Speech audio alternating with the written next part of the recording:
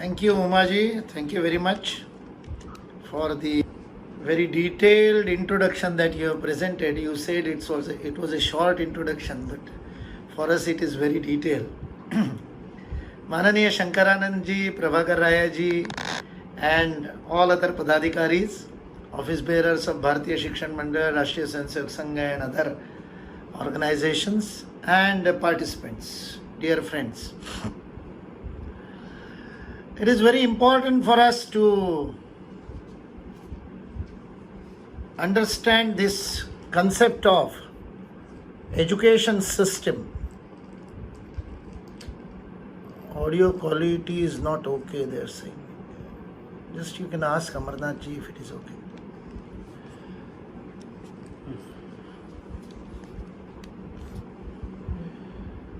This education system, we have used an adjective, sustainable education system. And the way we have to find is integral way. So these two very important adjectives have been used in the topic. So I will start with the definition of education that is enshrined in the Bharatiya knowledge system, which is our Dheya Shloka. We will start with that. Tatkarmayanna bandhaya savidyaya vimuktaye ayasaya param karma vidyanya shilpane punam. This is a shloka from Vishnu Purana which defines what is meant by vidya. It says all action that does not bind is karma, and all vidya, that is only is vidya which liberates. Sa vidyaya vimuktaye. Any other action means the action that binds. The Rishi uses the word ayasaya aparam karma. Ayasaya means unproductive labor. Your action is unproductive labor if it is binding you. And your education, your vidya is not vidya, but it is only a mere skill. Shilpanai punam, if it does not liberate you. That is how vidya is defined. And that's why when we say sustainable education system, the word sustainable means one which can be sustained. It is a very fashion to use these words today. But we have got a very beautiful word in Sanskrit which we use every day, which can be translated in English as sustainable. Sustainable means which is able to sustain. Then now it is translated afterwards as Shashwat or Dharanaksham, like that in Bharatiya languages. But we already have a word, and that word is dharma. Dharma means one which sustains. Dharanat dharma itteyu dharmo dharayati praja. One which dharanam, one which does dharanam, that is one which sustains, is called dharma. So sustainable education system is dharma based education system. Education system which is eternal. Education system which is universal, which will not change with desha kala paristhiti, which will not change if the place changes, which will not change if the time changes, which will not change if the condition changes. Today we are facing a pandemic, an unprecedented pandemic. In 100 years it has not happened. In 1918 there was a plague. That Spanish plague was a pandemic which killed more than almost 2 lakh people. But that pandemic we didn't see. There is hardly anyone living today who saw that pandemic. So for us, this is an unprecedented situation. So unprecedented measures have been taken. Unprecedented precautions are being taken. A 4th lockdown. Almost 60 days we have all locked down. We have all staying home in the Lakshmana Rekha.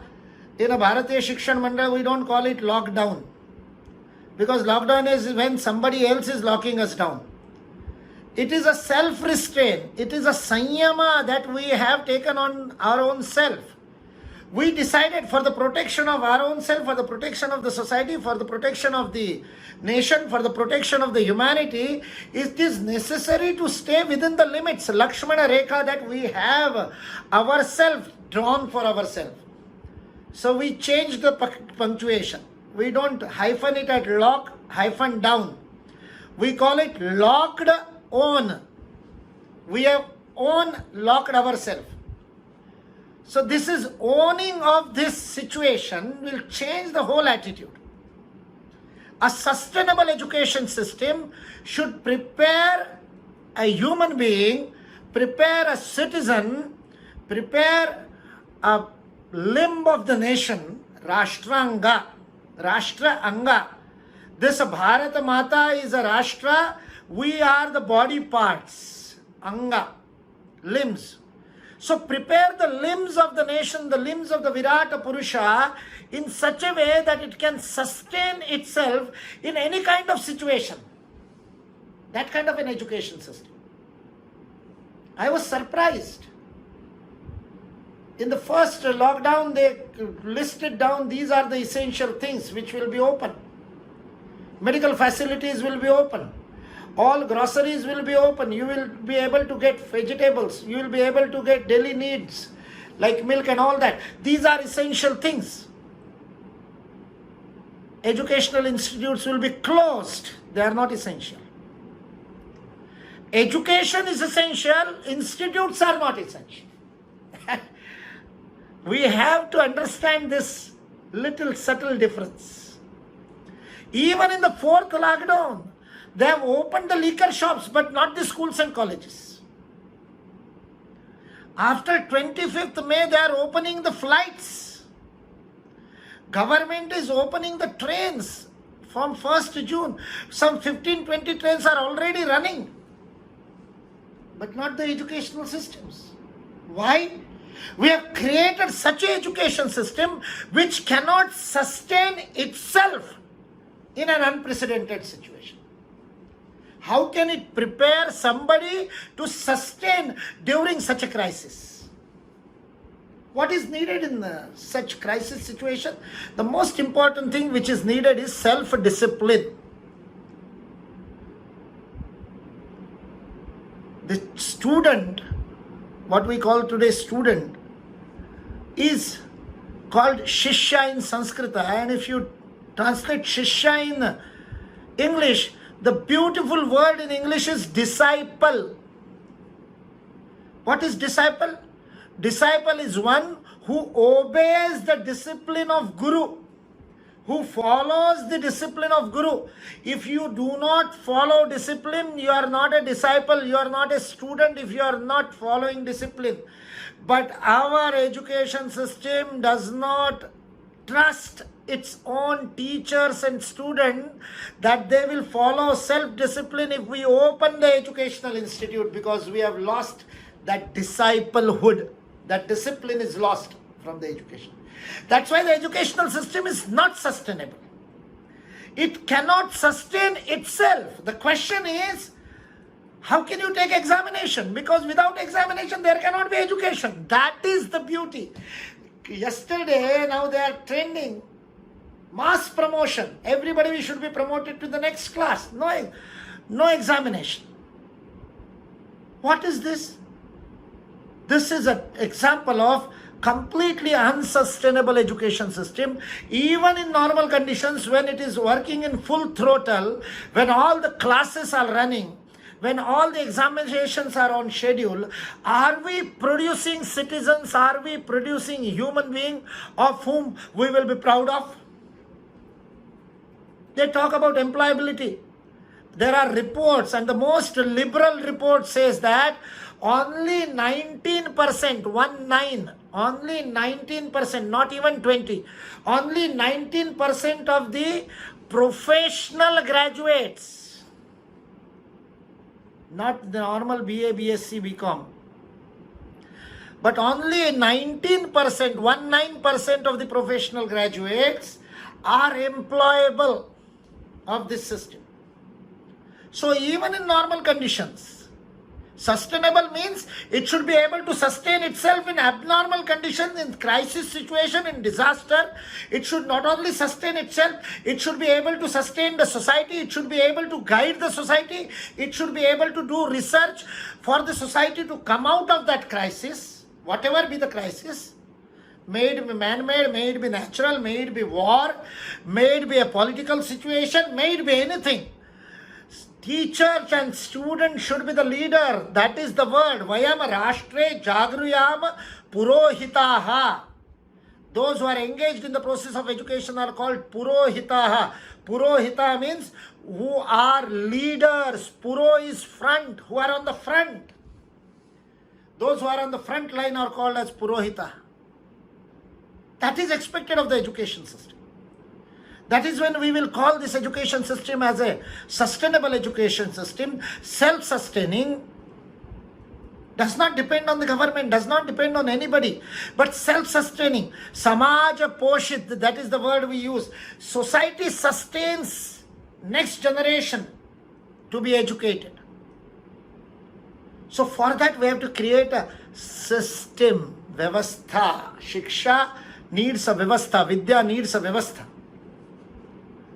So this integral system and a holistic system which Bharatiya Shikshan Mandal has proposed, for which we are working for last 50 years, to achieve a completely holistic and integral education system based on Bharatiya ethos, which is rooted in the Bharatiya culture and which is Bharat-centric, which has come out of our own experience of ages. Bharatiya Shikshan Mandal works for attaining this goal. We have got a very good framework for that. The model is there. What is the ideal education system? What is the ideal integral and holistic education system? How it can be achieved? I will just try to put forth that framework which Bharatiya Shikshan Mandal created with inputs from more than 4,000 educationists from all over the country, and then we presented again to the whole society and got back more than 4 lakh written feedback, and based on that we developed this holistic education outline, Bharatiya education outline, we have named it. It is available on our website. You can download that 48-page document and understand it. I will just give the salient feature. There are 4 aspects of any education system. Any system should have these 4 things. Number 1 is, what is the purpose of that education? What is the aim? What is the objective? What is the purpose? Prayojanam, that is the first thing. We need to have this first pillar clear. What is the prayojana? Number 2 is the structure, policy, governance, structure. Today we have 10 plus 2 plus 3. That is called a structure. The second thing is structure of the system.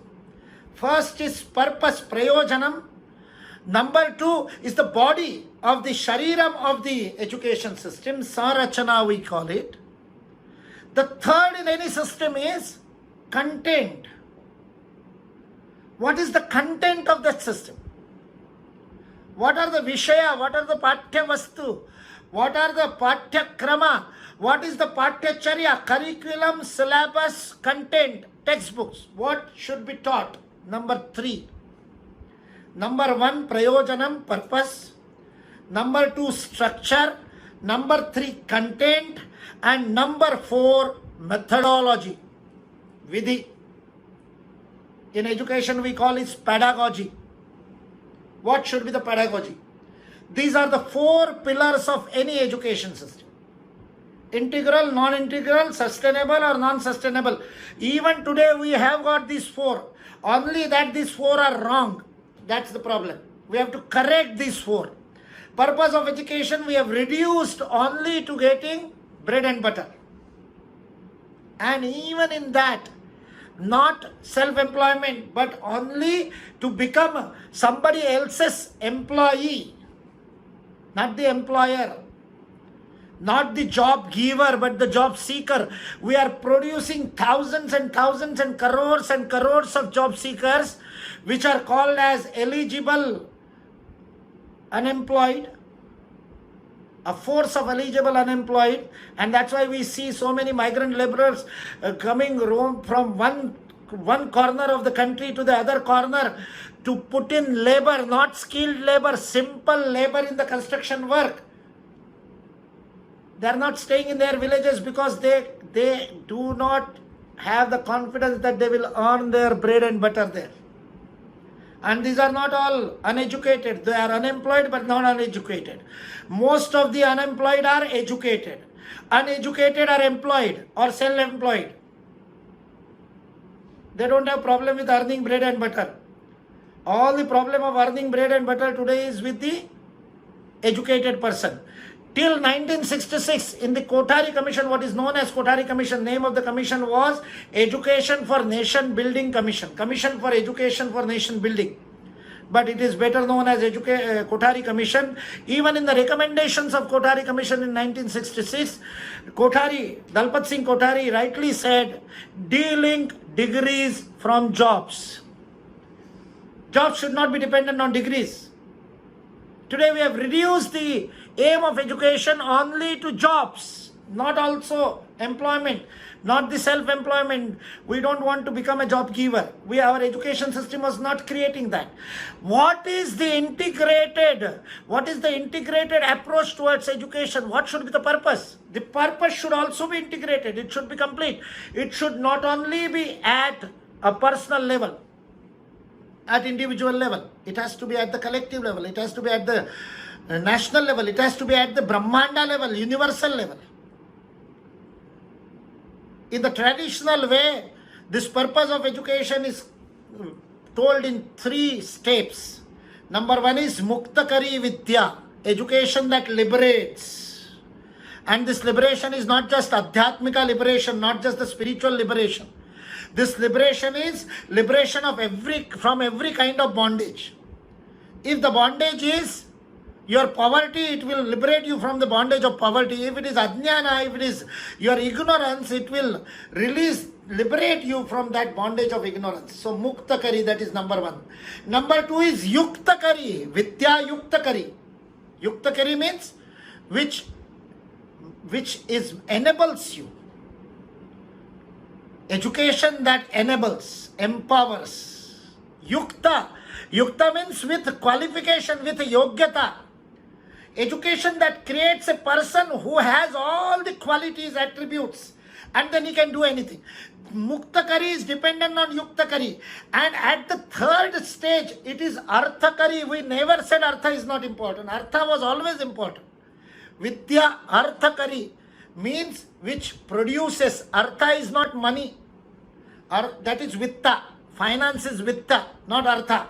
Artha means to produce. We were a nation of producers. We led the whole world in economy. Angus Madison has written the history of economics, world history of economics.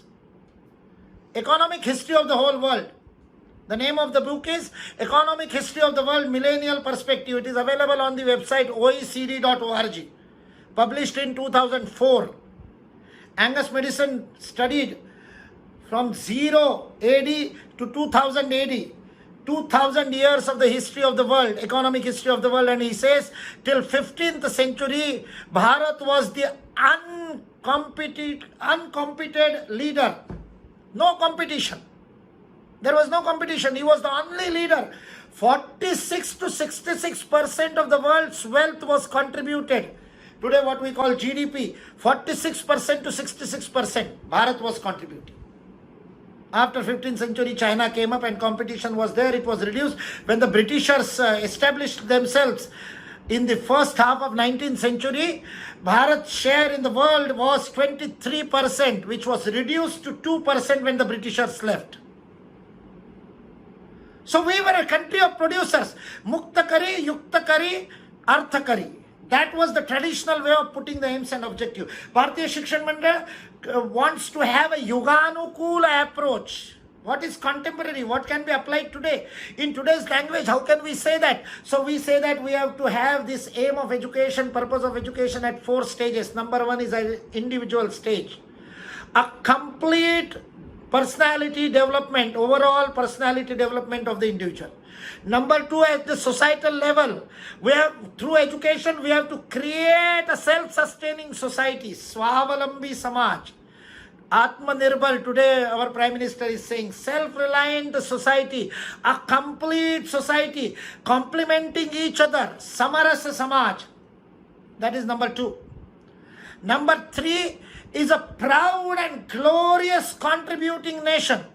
A nation that will contribute to the whole world. Will Durant says in his 11 volumes on history of civilization, the American historian says, one country which was producing and contributing immense wealth to the whole world was Bharat.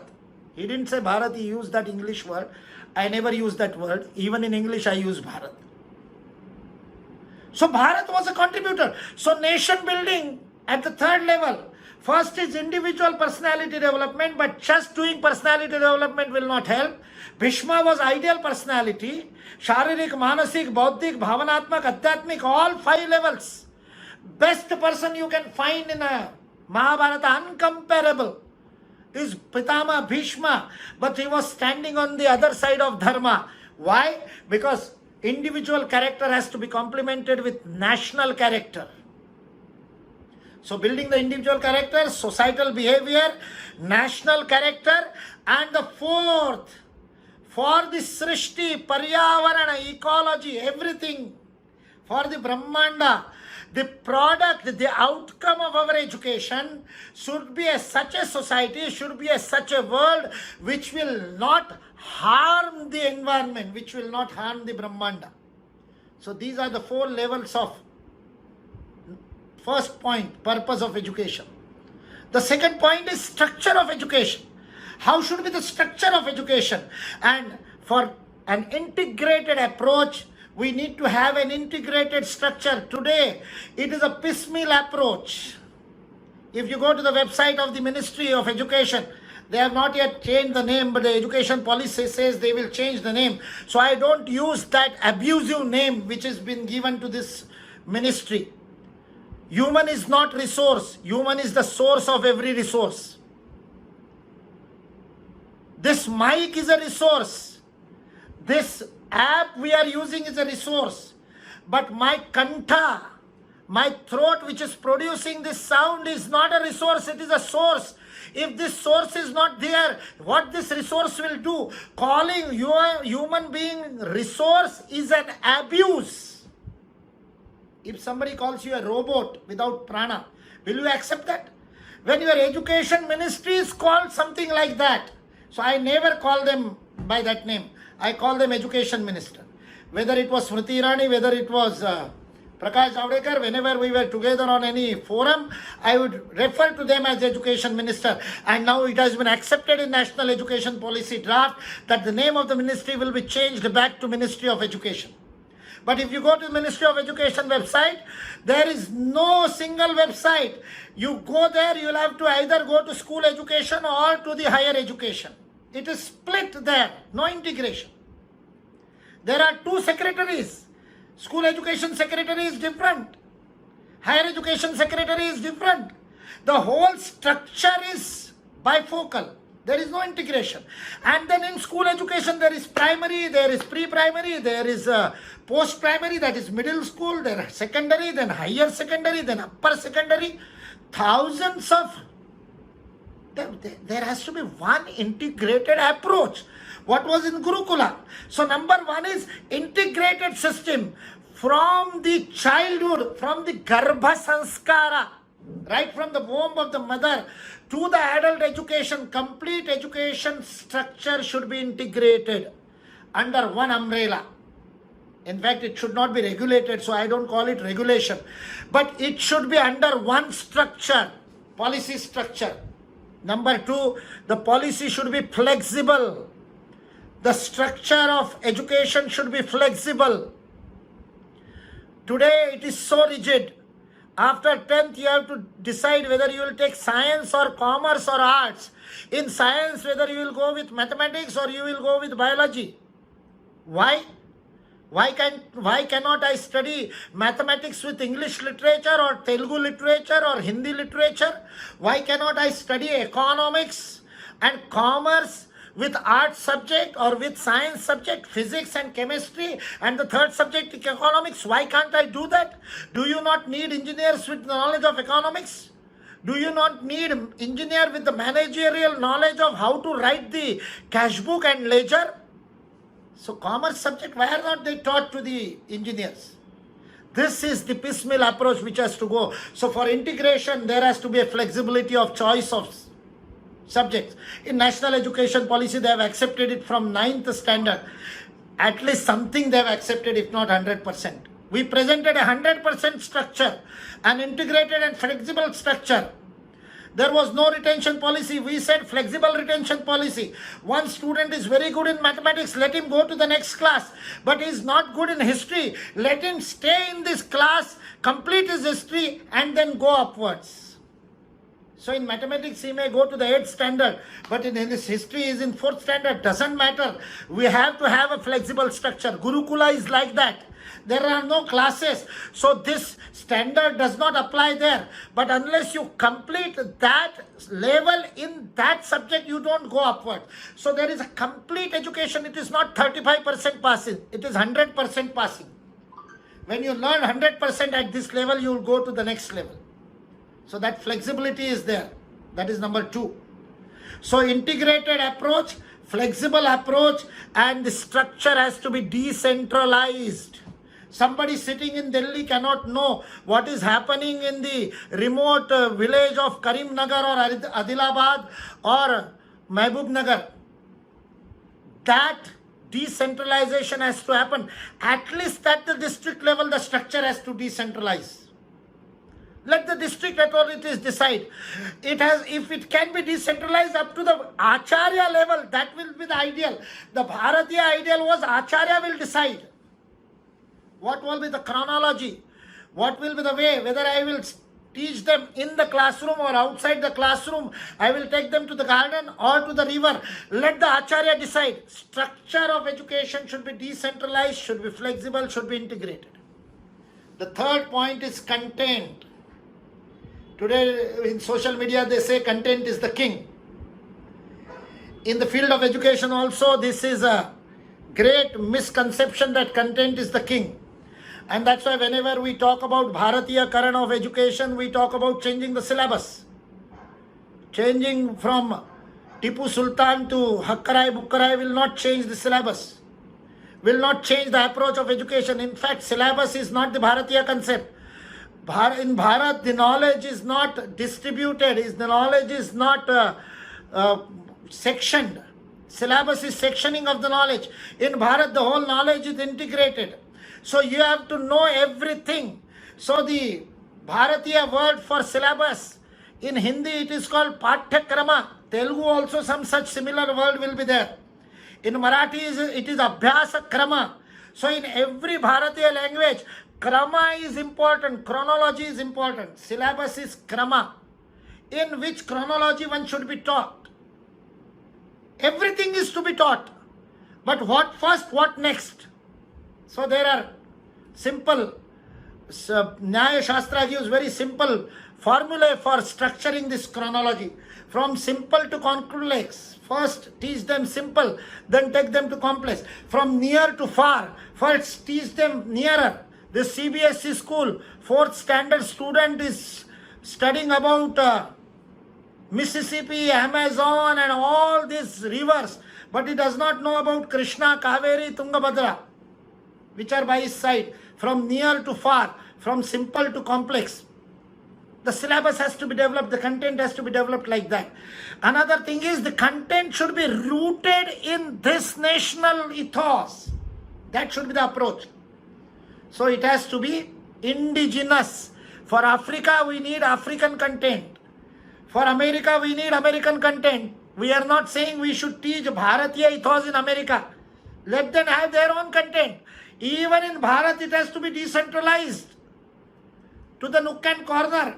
Even within a state, there are cultural differences. That's why Telugu speaking Telangana and Andhra had to be bifurcated. Why? Because little bit cultural difference is there. Even within Telangana, there will be some pockets which will have different kind of a variety. Content should have that flavor, local to global. That should be the development of content. And the fourth and the most important part in the development of pedagogy is development of Bharatiyakaran of an integrated system, a holistic system, a Bharatiya system of education is pedagogy, is methodology. From Bharat's point of view, methodology is the guru. For us, king is not important. For us, guru is important. So let them say content is the king. I will say pedagogy is the guru of education system. He is the ultimate. For us, Dharmadanda is above Rajadanda. Rajaguru will guide the king also. So king is not important. Guru is more important. If the guru comes into the sabha, the king will stand up and bow to him. So content may be the king, but pedagogy is the guru. And what should be the pedagogy? The pedagogical changes are very important. Today our pedagogy is very, very unscientific. Knowledge can be realized. We have Gyanendriya to gain the knowledge. Perception of knowledge is through Gyanendriyas, 5 sensory organs. Who teaches you about sensory organ in today's syllabus? Nothing. It is not there. It is not there in the pedagogy. To develop these sensory perceptions, we need creative pedagogy. That creativity in education is very important. If you really want to start from perception, then will come cognition. Today the B.Ed colleges starts with cognition. And then they go to analysis. Then they go to synthesis. No, that is not the pedagogy. The Bharatiya pedagogy is the learning-centric pedagogy. It is not teaching-centric pedagogy. Today we are talking only about teaching. The Department of Education in any university is a teacher's education department. It is named as teacher education. Its only aim is to produce teachers, whereas education is learning, not teaching. Definition of education. Swami Vivekananda says manifestation of perfection already within man. All knowledge is within you. You have to bring it out. And what he is saying is not just from Bharatiya point of view. The word education itself means that. The Latin origin of education, educo, means to bring out, to bring forth, to lead forth. We have to bring out the best out of us. That is education. Education is not putting in. It is not injection of information into your brain. It is bringing out your inner faculties, bringing out your inner knowledge. All knowledge is within you. Only learning is possible. I go to this extent. Teaching is impossible. And it is the teaching-centric education system which has collapsed today. Nobody wants to go to school. Students do not want to go to the school. College, students do not want to go to the classroom. College, they will go to the campus because they are interested outside, not inside the classroom. Why? Because classroom is not interesting because it is only full of teaching. And who wants to get teaching? We need learning. Even in today's teaching, inadvertently, unknowingly, and silently, inside, what is happening is learning only. When a teacher teaches you, you do not accept it because the teacher says. I always give the example of law of gravitation. In the 6th standard, a very good, very interesting teacher, Professor Bokshe, he taught me law of gravitation. All of you have heard the story. Newton was sitting under the tree, the apple fell down. If the teacher is very interesting, apple will fall on the head of the Newton. If he is a boring teacher, apple will fall in front of Newton. A subtle difference. Visual difference. For a 6th standard student, apple falling on the head is more interesting than apple falling in front. The same story Bokshe sir told me. But I did not accept law of gravitation because Newton told me. I did not accept law of gravitation because Bokshe sir told me. Even after 42 years, I still remember what I did. That pencil eraser was in my hand, rubbered. I threw the rubber up and caught it again and then told myself, oh, Newton was right. Whatever goes up comes down, it is gravity.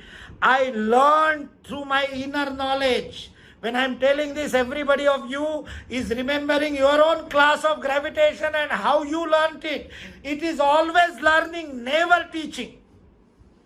So, learning-centric pedagogy. That is what Gurukula education is. That is what integrated approach is. Learning-centric, not learner-centric. Today they are doing everything for child-centric education. In that Right to Education Act, they have just bound the hands of all the teachers. You cannot scold him. You cannot give him any punishment. Because if you give him physical punishment, the parents will come and complain, and the Right to Education Act, you can be jailed. What is this? Child-centric, this individualistic teaching, individual rights and all that is humbug. There has to be a relation between Guru and Shishya. Then only learning will happen. Learning-centric, not learner-centric. The center of the education must be Guru, must be Acharya. Teacher is not the word. In Sanskrit, there is no synonym for teacher. Upadesha. Teaching is Upadesha. So there is no Upadeshaka. There is Adhyapaka, there is a Upadhyaya, there is a Guru, there is Acharya. These words do not mean teacher. These words mean learning. They help in your learning. Upadhyaya is a helper in learning. Adhyapaka is one who guides the Adhyayana, guides the learning. And Guru who takes the whole responsibility and makes you learn. He does not teach. He makes you learn. So when Shvetaketu asked his father, who was a guru, what is Brahma? He did not tell him what is Brahma. He told him, go and understand yourself. When Varuni came to his, goes to his father, Bhrigu, and asked for what is Brahma Jnana, he said, no, I will not tell you. Tapo Brahmeti. You go and do your own experiment. Do your own tapa. You will understand. This is the pedagogy. Learning-centric pedagogy. The whole education system has to be done topsy-turvy. Shirshasana they have done. That Shirshasana has to be corrected. The paradigm has to be shifted. Teaching-centric education system has to change into learning-centric education system. Whole classrooms will change. This is happening in Finland. They have changed. There is no classroom. There is only activity room, music room. Out of 9 hours of schooling, only 90 minutes can be formal lecture type teaching learning. Everything else is self-learning. Today in this COVID season, I said, institutes are non-essential, education is essential. Hence the digital platforms of learning management systems have come up. Every institution has started digital classes, but alas, sadly, they don't understand this pedagogical change which has to happen. Even in the digital platform, it is the classroom which is converted into virtual classroom. Only lectures are recorded. That is not the education system. The digital virtual classroom should be an activity room.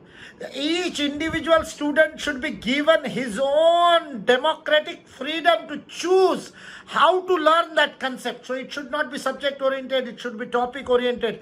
To become integrated, the pedagogy is topic oriented. Today Finland has adopted that. Finland schools do not teach subjects. There are no subject teachers.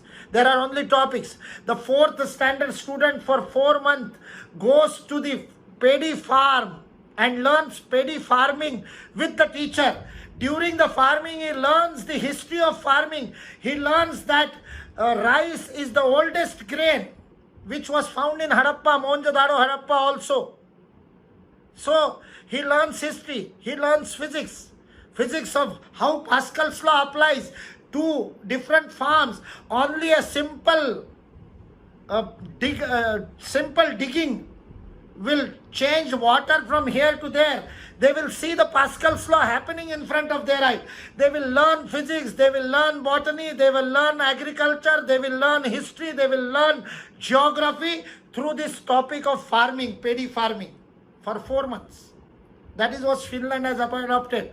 When I got this news, I put the link on the Facebook saying, Finland में गुरुकुल आ गए, भारत में कब आएंगे? They have already adopted Gurukula system.